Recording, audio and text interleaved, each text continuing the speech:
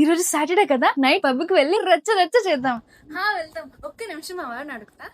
ప్రతిదీ నీ boy friend permission అడిగే చేస్తావా? తను బిజీ ఉన్నట్టున్నాడు, ఫోన్ లిఫ్ట్ చేయట్లేదు. చెప్పాను వాడు నిన్ను కంట్రోల్ చేస్తున్నాడే. నువ్వు ఏం తింటావు, ఏం వేసుకుంటావు, ఎక్కడికి వెళ్తావు, ఏం చేస్తావు అన్ని వాడికి కావాలి. ప్లస్ నువ్వు మాట్లాడే ప్రతి అబ్బాయిని బ్లాక్ చేయించాడు. నీకంటూ ఒక పర్సనల్ స్పేస్ ఉండదా? వాడు ఒక రెడ్ ఫ్లాగే. అయినా నీకేం తక్కువే.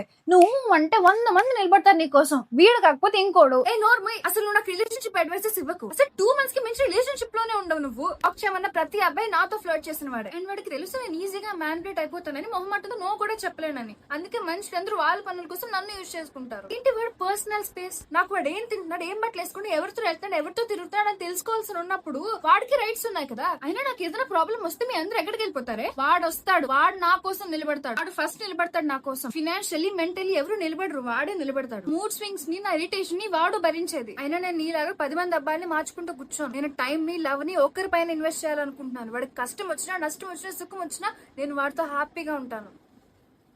చూడు, వాడే ఫోన్. హాయ్. సరే.